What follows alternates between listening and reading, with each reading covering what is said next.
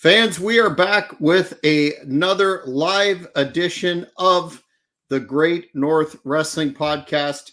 My name is Jack Kilby, Executive Vice President of Great North Wrestling, and I have a special guest today, a man who is quite a filmmaker, aficionado. He has a very lengthy resume that we'll get into during the course of this interview. But what we're here to talk about today is his really epic documentary from 2008 on Vampiro, the wrestler Vampiro, of course, the legendary wrestler Vampiro from mostly Mexican fame, but WCW. I'm sure everyone watching the channel today is well familiar with his work. It was entitled Vampiro Angel Devil and Hero. And I am here, of course, to welcome Lee Demarbre to the Great North Wrestling Podcast. Lee, welcome. Hello. Thanks for having me. Well, we appreciate you coming on to talk about this documentary and other work, because it seems to be a genre of the pro wrestling business anyway that continues to produce some very interesting content. But before we get into that specifically, and for the fans that may not be aware of your work, can you talk about your background in filmmaking to start, please? Yeah, I made my first feature-length film, Jesus Christ Vampire Hunter, back in 2001. And wrestling, Mexican wrestling specifically, has a lot to do with my movies. I almost always try to incorporate wrestling. So Santo, the character of El Santo, our El Santo, has an S at the end, so it's Santos. So just before I made this film, I made a film called Hairy Knuckles and the Treasure of the Aztec Mummy, and Santos first appeared there, and then he appeared in Jesus. And then I've made 8 feature-length films altogether. I guess Vampiro is 5, but I made 2 films with Ian Hodgkinson in Mexico. We did the documentary and we did the film. While we were making the documentary, we took 30 days off and made a film called The Dead Sleep Easies that stars Vampiro. And I was actually trying to make an action film in Jamaica when I crossed paths with Ian Hodgkinson in Anaheim at a wrestling event. And I pitched him the idea that I just wanted to make a movie about his life, not necessarily a documentary. I thought it could be like Goodfellas or Boogie Nights, take out the porn and put in wrestling, or Goodfellas, take out. Well, I wouldn't take out crime at all because there was a lot of crime involved in Ian's life. But my last film too had some wrestling in it. My new films has some wrestling in it. So I adore the sport in movies so much. I'm not a big sports aficionado, but I love sports in movies. I think it creates a grand metaphor for life. A lot of films do that involve sports. Anywho, so I've made 8 feature films, 5 in Canada, 2 in Mexico, and 1 more to go, at least 1 more. Made many short films before that too. And I run a cinema here in Ottawa, so cinema is my life. And Libre is right up there with it too. I wish last night I was at my cinema, and I have little Santo figurines all around the cinema. I was admiring last night. What is it about pro wrestling, but specifically lucha libre, which seems to lend itself to specifically independent filmmaking? And would it be correct to say those of the more horror thriller genre? It's all because of Santo. In the United States, I find a lot of people don't know in Canada. In Canada, not a lot of people know who Santo is. He's sort of big in the States. But one night on global television at 3:00 in the morning, I don't know what I was doing up, Santo versus Dr. Death was on television. And I'd never seen it before. I never heard of Santo before in my life. And I was glued to this movie specifically because he wore his mask outside of the ring. And I didn't understand that. And he walks through the airport. He gets in a fight in the washroom. He drives his car. He drives an outboard motorboat with his mask on. Never takes it off. I learned later that he never revealed his identity. Most of those in Lucha Libre never reveal their identity. He almost comes off like a real life Batman. And he got to make James Bond movies. and horror movies. A lot of the early, then I started diving into Santo movies, and a lot of the early ones were horror films. He would the Aztec mummy, he would fight the vampires and werewolves and mummies and zombies and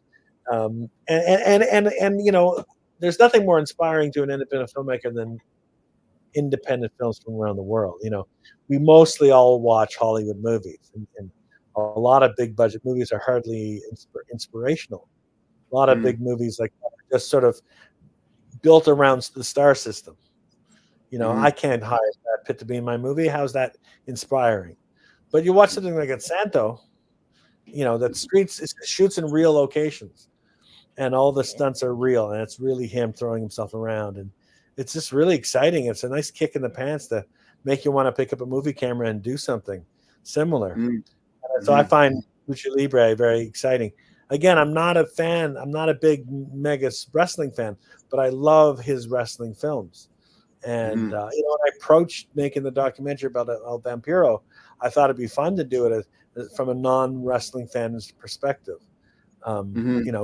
Vamp or Ian Hodgkinson would always tell me, I don't want to make a fluff piece. I don't want to make something that would be on with the MTV's Cribs or something. I don't know. And so we made it a road movie, and he revealed a lot about the art of wrestling, which I thought was really fascinating. I always, the art of wrestling, more of as an art form, less of a sport, and how real it, and from that point of view, it is very much real. There's nothing fake about wrestling from an artistic vantage point, because they're really throwing themselves around. The first thing I did when I got into a wrestling ring, I've always wanted to be in wrestling. We were making the documentary. I was in a wrestling ring for the first time, and I threw myself across the ring and went into the ropes, because I always wanted to do that bouncing back and forth. And the first move, the steel rope that's underneath the cushion pad, went into my rib cage, and it killed.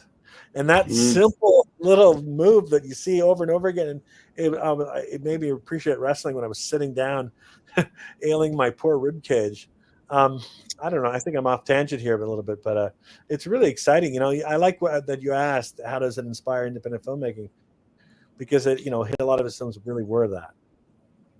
Yeah, and you do a good job in one sequence there, which I'll get to. I believe it's the Irish sequence of talking.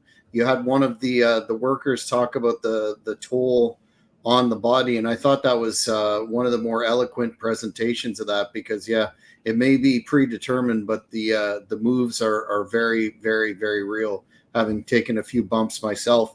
But how did you cross paths with Vampiro Ian, and did you seek him out, and how did you pitch the concept to him, and how was that laid out initially for the doc? So the writer of Jesus Christ Vampire, Ian Driscoll, and I both knew of Ian Hodgkinson's story. The small town wrestler from Kingston.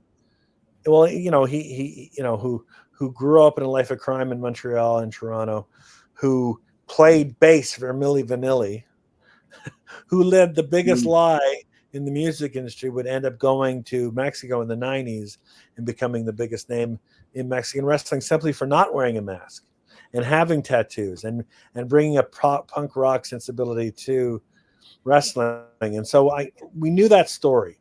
And I was in Los Angeles with the producer Rob Menzies and the writer Ian Driscoll. We were making we were making an action film set in Jamaica, and Motown Records was producing the film. It never happened, but we were meeting with Motown. We were trying to putting together all the, signing all the dots and T's to get this movie off the ground. That would never happen. And I said, Ian and I noticed that Ian Hodgkinson was performing in Anaheim, and we were in Los Angeles. And I said, Rob, we got to go. I said to the producer, we got to get down to go see him wrestle, because his story is incredible. It's like Goodfellas, but with a wrestling backdrop. And Rob was really getting it. We drove down to Anaheim, and we went to this parking lot in a mall. And again, I wasn't familiar of what real wrestling, what Lucha Libre was like. It's not like they're not all in arenas. They're, parking lots and shows. prisons, wherever. So we're doing it. We were at this outdoor show, well put, and Ian was sitting at a picnic table because it was really poorly promoted and no one was there to see the show, and he was just sitting there drinking, and I was very nervous, and we went up to him and pitched him this idea of a movie, a narrative film, and he said, no one's going to believe your movie, no one's going to believe my life story, you have to make a documentary. So it's okay. He convinced us to make a documentary that no one would believe a narrative film. It has to be a documentary. And I never was inspired ever to make a documentary. There's a lot of documentary filmmakers I love, a lot of documentary films I admire, but I was never inspired by the form. But the way Ian put it, he said, I'm going on tour. I'm doing a European tour. Why don't you come with me? We're going to Italy and Ireland and Germany and France and England. Why don't you come and I'll tell you my life story on the road? And that was so exciting. And Rob's like, yeah, I'll pay for that. Put some money together. And we went out and shot. I ended up filming in New York City and Mexico, all over Mexico and in Canada. And it was the time of my life. It was, a movie. I'm really proud of the movie. I'm really happy the way it turned out. But my pitch turned into Ian Hodgkinson pitching us a documentary, and that's how it happened. And wow. Yeah, that's a great story. You mentioned that it is a road trip sort of film, and you went all over the place: Ireland, UK, Germany, Italy, Mexico, up in Thunder Bay, the US, et cetera, et cetera.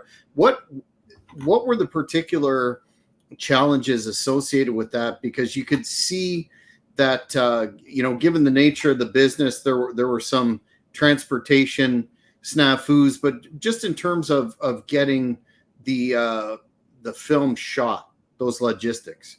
It's fun to think about how it started, because Rob put together a budget to allow us, me and a crew, to travel to 5 different countries in Europe.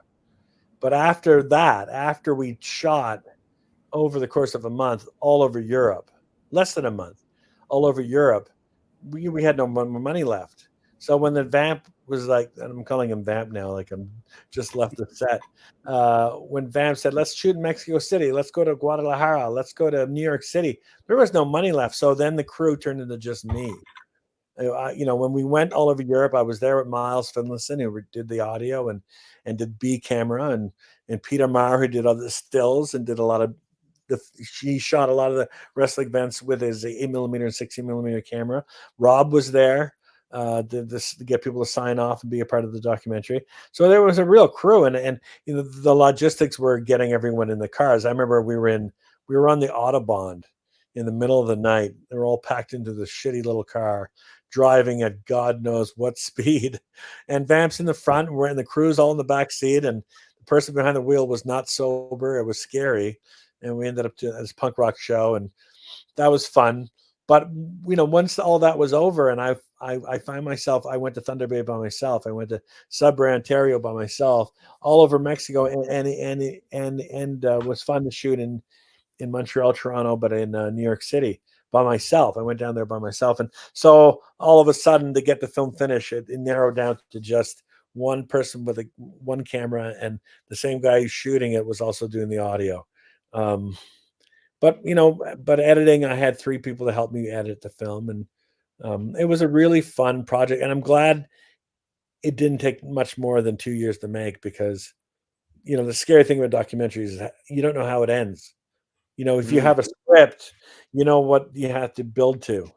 With a documentary, there is no ending, and you just shoot and you shoot until you think you find a story and you think you have an ending.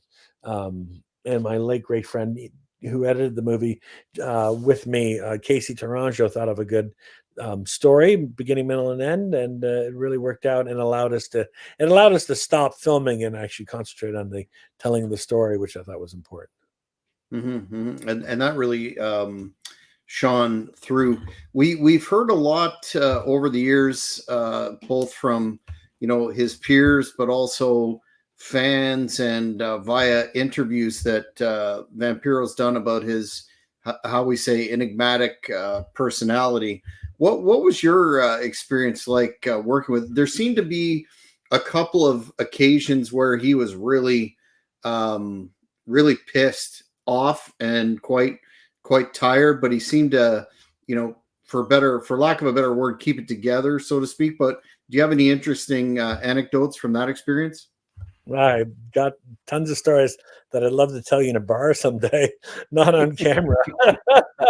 Like there's stories that will shock you. There's stuff I had shot that I can't put in the documentary because I thought it was too crazy. But you know what? The thing about Vampiro, he was hot-headed and he was short-tempered, and I thought that made for a good documentary, and I liked him for that. And I think in turn, he liked me and he trusted me. There were some people who worked on the film he didn't trust, and mostly people with money, and that comes with part of the just being a punk rock. There was two producers in Ottawa who he really hated and wanted to hire his black friend in Toronto to come throw him out of a window. And I said, that your black friend is in the movie. Be careful what you say. And no one got thrown out of a window, but he was like that, and it was fun, and he made for a good. It was fun to point a camera at him. And again, he I don't know. I don't know. I don't think I'm the greatest filmmaker in the world. I don't think I'm the best with a movie camera in my hand. I don't think I'm the best film editor in the world. But the one thing I think I'm good at is dealing with difficult people. And when you travel the world with a Mexican wrestler, and at the end of it, you can still consider him a friend, and he considers you a friend, I think that there's a bit of skillmanship involved there. I will tell you one thing that was really hairy about the making of the movie, and I still can't believe it went down like this. So Vamp trusted me with his life story. And he told me, Lee, I want you to show me the movie before anyone else sees it. I'm like, of course, you don't have to ask me to do that. I think that'd be a great idea. I could finish editing the film, give it to you. You can watch it. And, I don't want to have to change too much about it. It's a love letter to you, it's actually a movie about it's a movie I made for his daughter. Really. Only really made the movie for one person, for her to grow up someday and see. So, and it was a love letter, so I wasn't really afraid of offending him. But what happened? I remember I was home editing the movie on a G5 Macintosh computer, and he called me all pissed off, like, motherfucker, what? You promised me you'd show me the movie before anyone. I'm like, man, that's the case. I'm not done the movie. When I'm done, I'm going to send you a copy. And he called me a liar. He was swearing. He was freaking out. He's like, well, then why is it on TV tonight? I'm like, I said, Vampiro, it's not on TV tonight. I'm editing the movie right now. I'm cutting a scene together right now. But sure enough, one of the producers needed to make a quick buck back for the investors, and sold a television, a broadcasting rights to an unfinished version of the movie. So there on TV, like, I turned the TV. He told me to turn to a channel. There was on TV, unedited. It had temp music, so it had all this music in it that what we weren't allowed to we didn't have no rights to use. And he was freaking out. Then I started freaking out, and I think maybe that was part of our bonding, that we lost our minds together a little bit for art's sake. Luckily, I did get to finish the movie and got a really nice DVD release through Anchor Bay, which was really thrilling. They released both the Dead Sleep Easy and Vampiro together in really nice box sets. But Vamp never forgave those two producers. There was Rob Menzies. He was separate. I think Vamp always liked Rob. That's why I named him by name. But there was two other guys that Vamp wanted to throw off the top rope of a ring. He wanted to slam them. I can't say I blame him, nor yourself, for leaking a copy like that behind. Isn't that insane? I don't know of another story like that where the film editor is finishing the movie and it's on TV. Like I've heard movies leaking, but not being broadcast. And there's music in there. Like there was music from David Bowie, and there was all this stuff in there that we had no rights to. It was just in his temp music. That they could have sued, but it was a one-time broadcast. I don't know if anyone recorded it or has a copy of it. Anyway, it was pretty scary.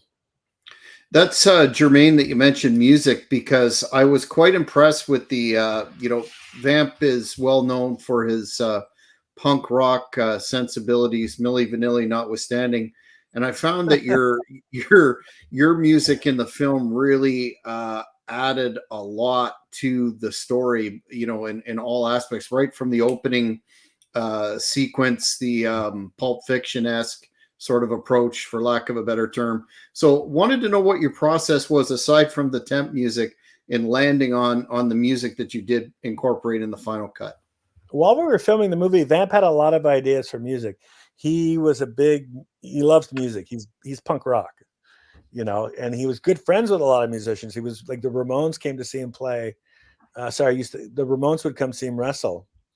And so he thought it would be great, we should use the Ramones. And Teenage Head would come see him wrestle. Or Ontario band, let's get Teenage Head in there. And David Bowie and all these things he loved, punk rock stuff. And in the end, music rights like that it's scary, it's hairy. You know what? I actually had who from what's the band? Misfits. Glenn Danzig, am I saying his name? From the Misfits, yes, sent me a song to use in the movie. Actually, he wrote a song called "The Dead Sleep Easy" for the movie we made with Vampiro, but he never replied to any of my emails. I'm like, I want to use this song, but you need to sign this piece of paper so we can use it. And he never got back to me. So I have this incredible song that he wrote for the movie that we never used. At the end of the day, securing rights issues for a small film like what we made would have killed the movie. I would have probably been able to afford it, but a year later, we wouldn't be able to keep it on the store shelves, or broadcast rights would be incredibly, expensive to keep up. So we brought in a composer, Mike Dubé, to score the movie, and I think it's better for it. He scored an incredible score. I listen to that music all the time. And also, Mike knew a lot of people in Ottawa he could bring to the table, like some bands, and to spruce it up a little bit.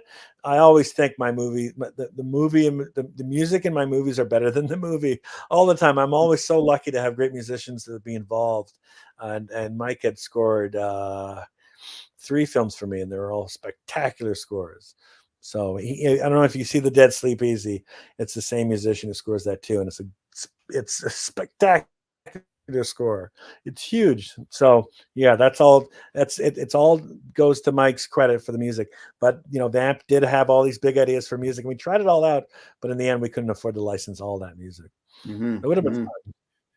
Yeah, well, it's certainly the final product is impressive, as is. When you were in Mexico with Vampiro, did you get a sense of, the comparison is made in your film and often made that at the height of his fame, it was a situation where he was as big in Mexico as Hulk Hogan was, during his prime in the golden era of wrestling in the US. Did you, when you were traveling with him, get a sense of that? And secondly, did you ever feel unsafe in any of those? I'm thinking of the one scene where it looks like a rather remote sort of show, and you kind of stumbled upon it. So 2-part question there. Yeah, those are good questions. And I love thinking about those situations I was in. When we made The Dead Sleep Easy, I thought I was going to die. There's things about the making of that movie that you wouldn't believe if I told you. And I'm not ready to talk about it on camera yet. But I never really felt unsafe around Vamp, because Vamp was always the biggest guy in the room. And he was so famous, no one would fuck with the guy. It's like hanging out with bodyguards. I didn't feel unsafe with him. When we made The Dead Sleep Easy, it was a different scenario, because he wasn't always around, but the gangsters were. Anyway, that was a much different scenario we'll talk about on a later date, maybe on my deathbed. But with the Vampiro documentary, no, he made me feel safe, and I did follow him into nefarious locations. And sometimes he, would say things to me, scary things to me. There's something that happens to you when you have a movie camera in front of your face. But when you look down the viewfinder, you feel like you're watching the movie. I feel I'm in the movie. My surroundings sort of disappear. I've hung off the side of cliff faces with a movie camera in front of my face, because it seems like it's something you need to do. And I get very brave, I find, with a movie camera there in front of my skull. I maybe that's it. You know, I didn't think about my surroundings so much. We were in parts of Mexico we probably shouldn't have been in. You know, late at night, 3, 4 o'clock in the morning. What was the first part of your question? What was the I'm answering the second part first. There's something I want to tell you, but what was the first part of that question? Just if you got the sense when you were Oh, with yes. him that he was as big as Hulk Hogan, like Mexican, him and Conan are basically attributed as being as big as Hogan was in his heyday in the U.S. Oh yeah, definitely. I mean, it felt like we were in Mexico, not so much in New York or not so much in Europe, because you were in the middle of nowhere. But in Mexico, everywhere we went in Mexico, it felt like you were with Elvis. And you know, we would go every restaurant we went to, we'd have to put up partitions to hide. The waiters would bring out curtains or walls to put around us so we can eat in peace. Everyone wanted his autograph, and it was exciting. I remember, you know, being at that we went to that incredible arena with 30,000. There was over 30,000 people and screaming his name. It was really riveting. Arena Mexico. We were in Mexico City. Yeah, we had what's it called? And it's like WrestleMania there. It's just the Triple biggest Mania. event. Yes, Triple Mania. Thank you. You know, there was no toilet paper in that entire arena. Oh boy. 32,000 fans, and then not one washable toilet paper. It was scary, but you know, I'm Canadian. I like to shit anyway. So it was palpable. Like, yeah, in Mexico, it was striking. Autographs. It was the first time I'd met famous people before, but I've never been in a like real life experiences with a celebrity. It was fun to see his fans, men, women, youngsters, elderly. You know, rarely did we ever find someone who didn't know who he was. Yeah, it was really exciting.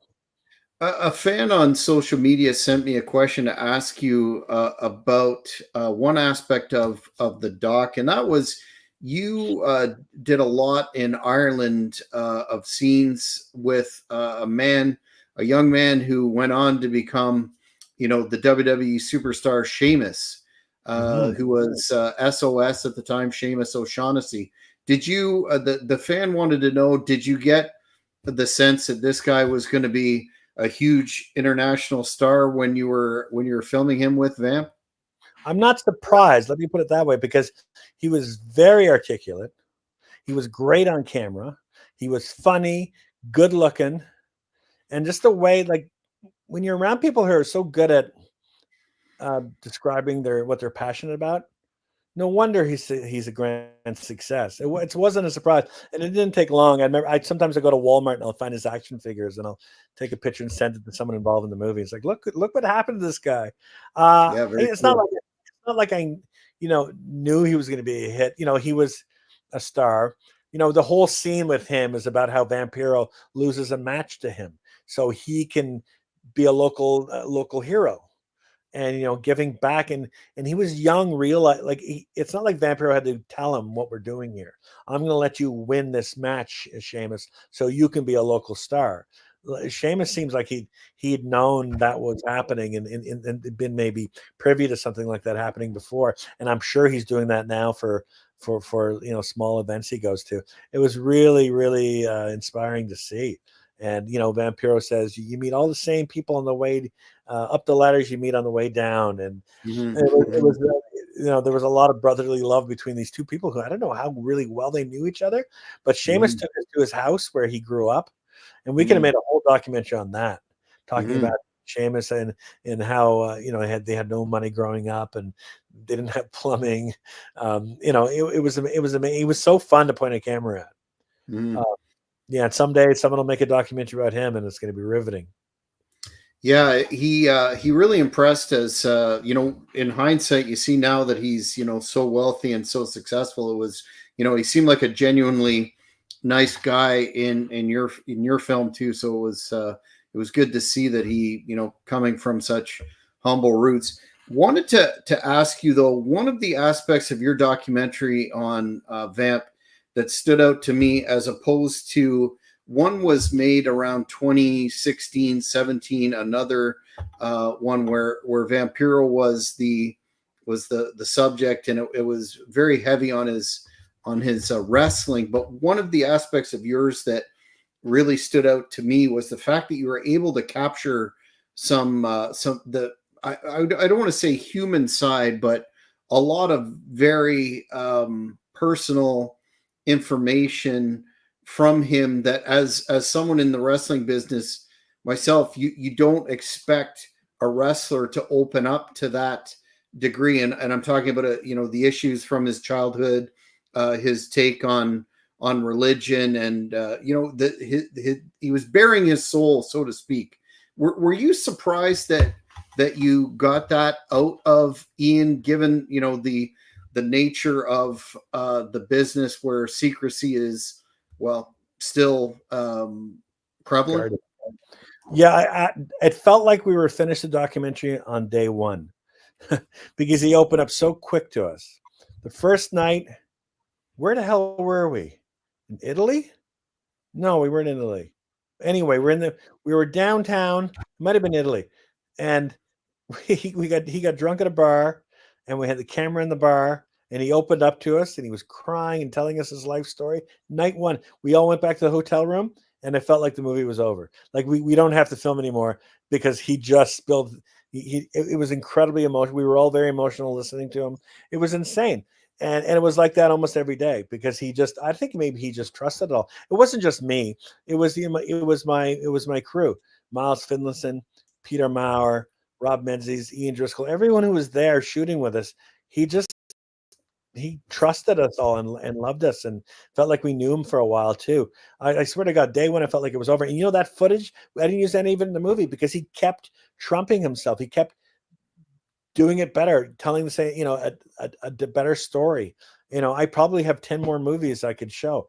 It was amazing. It's almost like he thought this is going to be the last movie he was ever going to be in, or no one else was going to listen to him ever again. That's the way he spoke. Almost like he was falling down a well and he wanted his story to get out. Yeah, it was amazing and it was exciting, and it was day one, and it just you could sense the crew certainly communicated that to one another, that we were shooting something that's going to be really impactful. And we would look at each other. Like if I had my camera on, I would look at the other crew members, and they'd be looking at me thinking, wow, this is like gold. He's so well, and he's so articulate and passionate about his own life story. Yeah, I think that really you must have he must have seen that you're genuine folks in the production, because that later documentary that focused on his wrestling more and his physical problems, etc., it didn't contain that level of depth. So it really was unique in terms of at least all the pro wrestling documentaries I've ever seen that a wrestler would open up to that degree. And that was him too. Like he would always say that I don't want this to be like any other wrestling documentary. I don't want this to be a puff piece that you would see on VH1. I don't know if that was the right. Anyway, he was adamant that it wouldn't be like anything else. And so, yeah, that's the way we tried to make it. And we tried to. It's also. I'd like to think of it more as a movie than a documentary in sorts, right? Because it is a road film. It is a big, the movie moves. It's pretty fast paced, and there's like barely any archival footage in there. It's its own entity. It's its own contained story at the same time while he's telling his life story. There's that one little bit, Milli Vanilli, where we go back and showed some photos. I went to Thunder Bay and I met his sister, and she had a lot of photos to show me from his. She had a shoebox underneath her bed, and it had Milli Vanilli's hair in it. That wow. One of the guys shaved their head and sent her all of his hair, and it's there in her room still. Almost belongs in the Smithsonian. Yeah. The film really didn't. It's interesting that you say that, because it certainly, there were no drag moments in the film. It seemed to be very. It really kept the audience attention. Which one of the scenes that I found as a promoter, having run shows myself that I really related to the chaos was his one and only big show that didn't turn out to be such a big show in Mexico. The just the chaos of that environment. Was that difficult to film given all the activity in a wrestling show, and he was clearly stressed? That's another two-part question. That's part A. And part B, were you shocked to learn that he folded the promotion the next day and took 2 years off? I like that ending a lot. I like that there was failure there. It makes him seem real. It'd be boring if it was another success story. The fact that he's found success, and he'll find success more in his life. But when I was there with him in that point of his life, the thing he tried so hard to make work didn't work out at all. And that's a metaphor for his, his career as a wrestler, like hitting wall after wall. And, you throw yourself around in the ring, and you throw yourself around outside of the ring as well. So when Vant was stressed out and freaking out, it didn't stress me out. I find it really exciting to point a camera at that. He was so incredibly cinematic when he was screaming and shouting, and everyone standing around him shaking. And I was with cameramen who were just so nervous that they weren't getting shots for him the way he wanted to get them. And I just thought that was really exciting that I was there to capture all that. You know what the most stressful thing about we were shooting this event, and he had hired a camera crew to come in and photograph a wrestling event. And we realized that they didn't buy tapes. They were still, back then we were still shooting on tapes. They weren't buying tapes new tapes to record a new wrestling event. They were taping over previous tapes. Yes. All that lost raw art is gone. They were just recording over. It's like, I was flabbergasted by that. That was the most stressful thing about the whole date. I just watched them recording over, like people jumping, people risking their lives to entertain the crowd.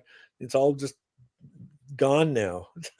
So that was something that the wrestling territories with TV shows did all the time. They'd tape over previous episodes, and many are lost for good as a result of that practice to save. I guess videotapes back in the day were a lot more expensive than they were towards the end of their lifespan. Yeah, maybe $10. It's $10.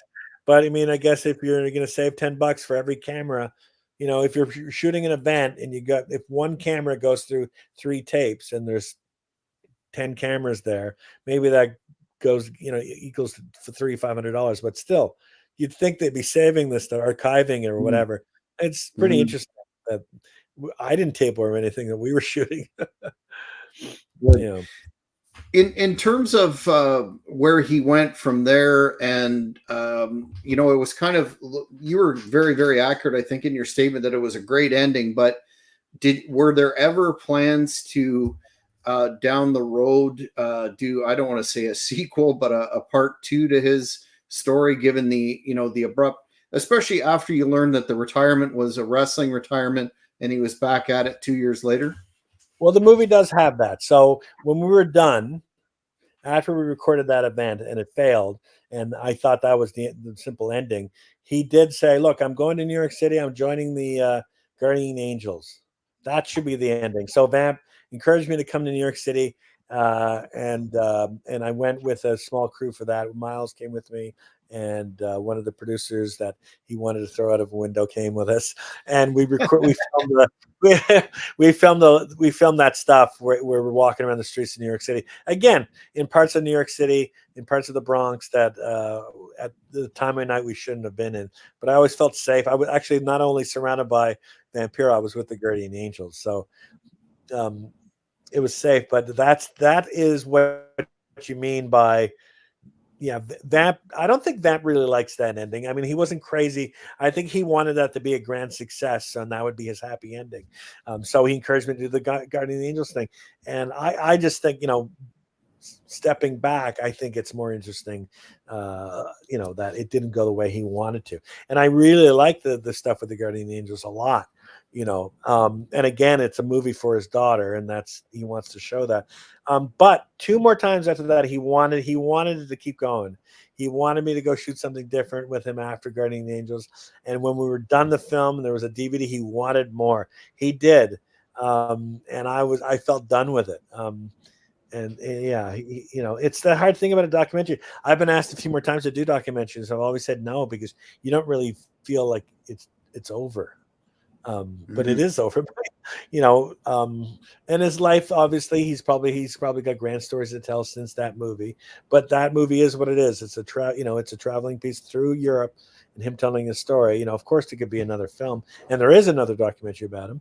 But that alternate ending is in the movie, and that is the Guardian Angel stuff, which I think is really great. I love all that stuff with Curtis Lewa and being on the streets of Brooklyn. I think it was riveting to be there for and photograph, and I'm really glad it's in the movie. Yeah, certainly unique stuff to have a pro wrestler joining the Guardian Angels. In recent years, Vampiro has talked very publicly about, in addition to the general, he's about 55-6 now, and in addition to the, wear and tear on his body generally of, so many decades of wrestling, he's indicating that he has a form of pre-Alzheimer's or some kind of degenerative brain condition. Have you stayed in touch with him, or are you aware of those struggles? Yep, I have in the other room. I have an X-ray of his spine, and he signed it for me and gave it to me. He doesn't like keeping much of his own stuff. His sister does, and she kept everything. But yeah, so I was aware of that. He talked about it a lot, and when he joined in the 90s, when he left Milli Vanilli and took off to Mexico to become a luchador, and overnight became a success. He joined with like 30 other wrestlers, and they're all dead now. He's like the last one standing because of, and then people say it's fake. Well, go screw yourself. Look at these people have to live through, all the concussions and stuff. So I did know that. I saw him struggle. I always see him. He always would have a fistful of pills swallowing every day to deal with his issues. And it was something. And, but he's a trooper on top of that. I mean, he's a son of a bitch, and he knows it, and I don't care what other people think, but he cares about what his daughter thinks. And he's a great dad. And that comes across in the documentary. She obviously loves her father. So, whatever he's doing to deal with his trauma, he's doing a good job, because, he's got her to look up to. Mm-hmm. Here's a question from a fan that kind of melds into one that I was going to ask you. And Matthew is asking, what WWE wrestler or wrestle would you like to have worked on one of your horror movies? That's part A, and I'll ask you part B after you answer that. Geez, that's a really good question. When I was, there was a whole summer in my life where I didn't miss any. I remember before WrestleMania was a thing, there used to be a thing called Saturday Night Wrestling. Saturday night's main event. Yeah. So SNL used to be on 4 Saturdays a month, but the last Saturday SNL wasn't funny enough and they let wrestling take over, and that was really exciting. And that's when I was a big wrestling fan, and that's when I watched Hulk Hogan become a star and Andre the Giant be a thing. And I always thought Andre the Giant was something incredible to behold, and he's quite good in Princess Bride.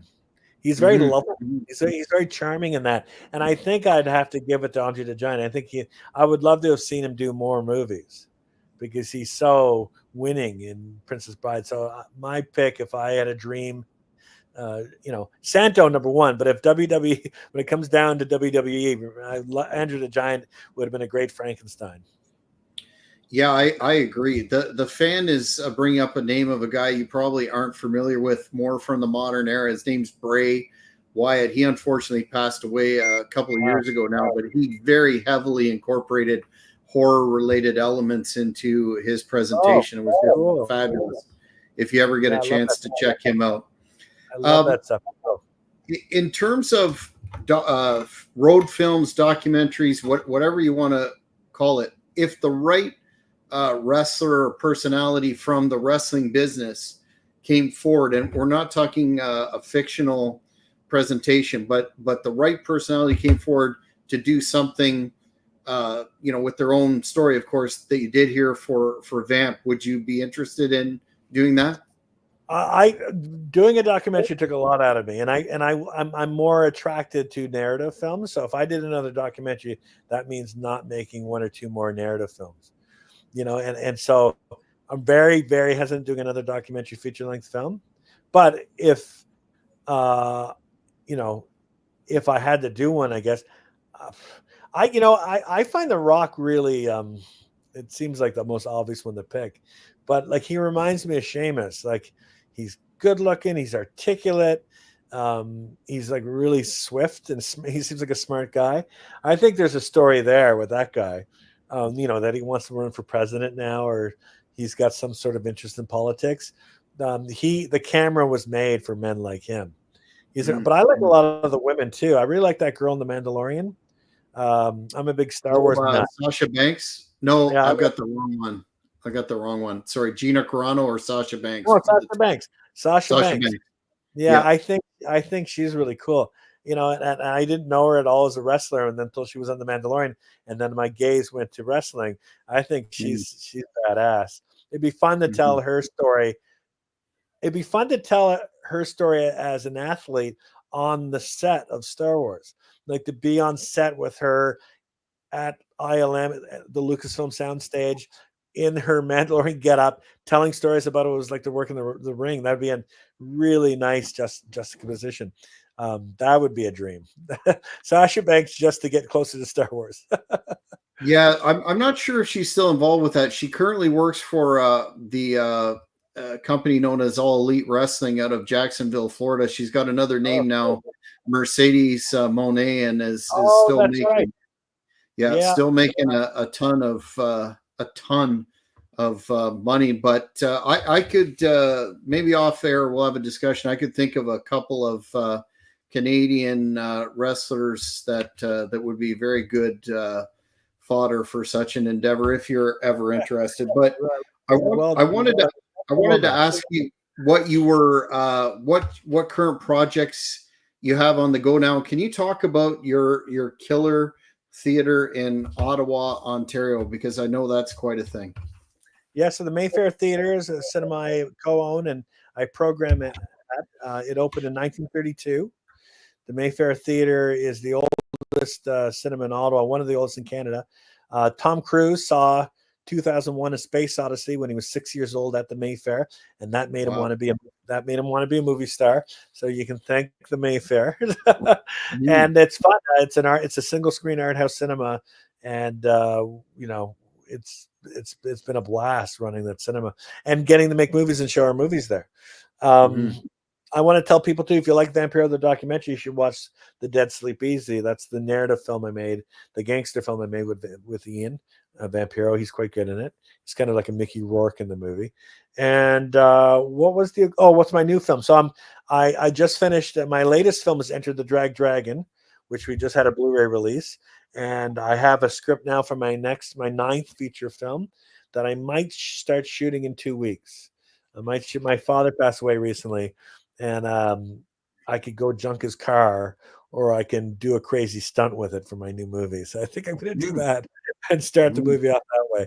So yeah, thanks for that question. But if you like wrestling, we took 30 days off while filming that documentary to make a feature film. And honestly, I think making that film was scarier than making the documentary.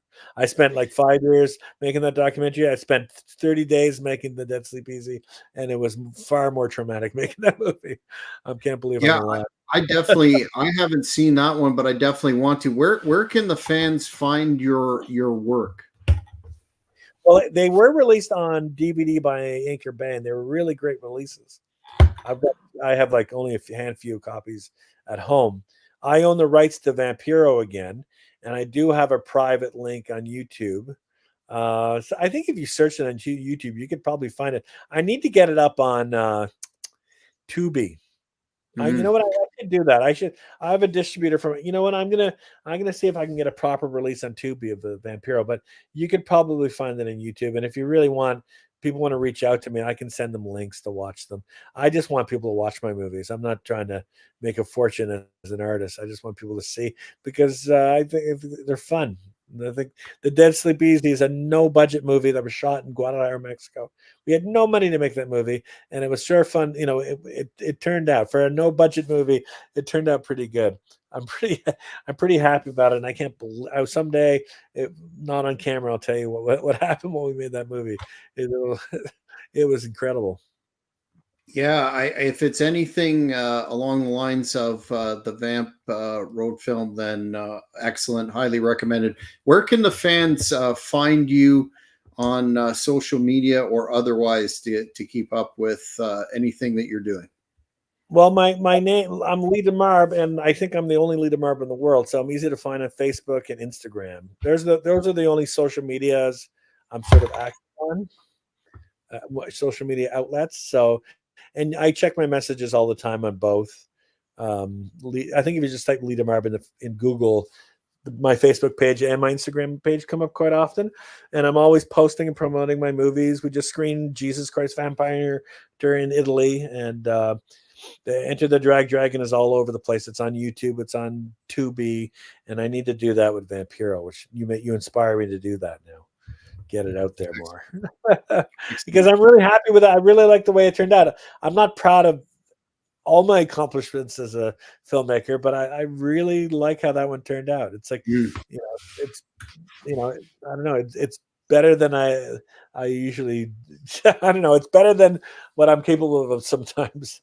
It just turned out, I had to thank Vampiro and Casey Tourangeau did a great job cutting the movie with us, and then Rob for producing, and Ian for writing, and Mike DeBay for doing an incredible score, and Ian and his daughter. And yeah, it's fun. His daughter, I really like her involvement in the movie because she doesn't show up to the third act, and it's supposed to be sort of a surprise that he's a father.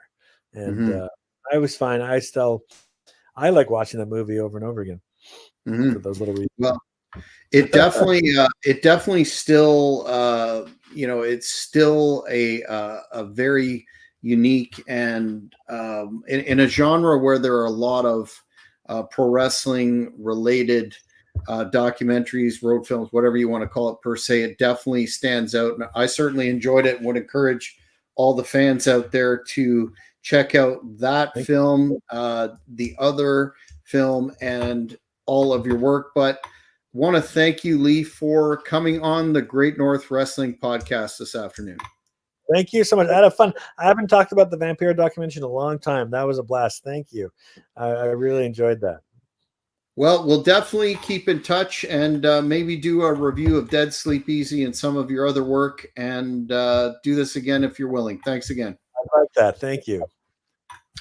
Well, fans, that's it for another edition of the Great North Wrestling Podcast. If you haven't already, please subscribe to the HannibalTV.com. Hit the notification button, and you won't miss any more great content such as this. Until then, I'm Jack Kilby signing off. Take care, everybody.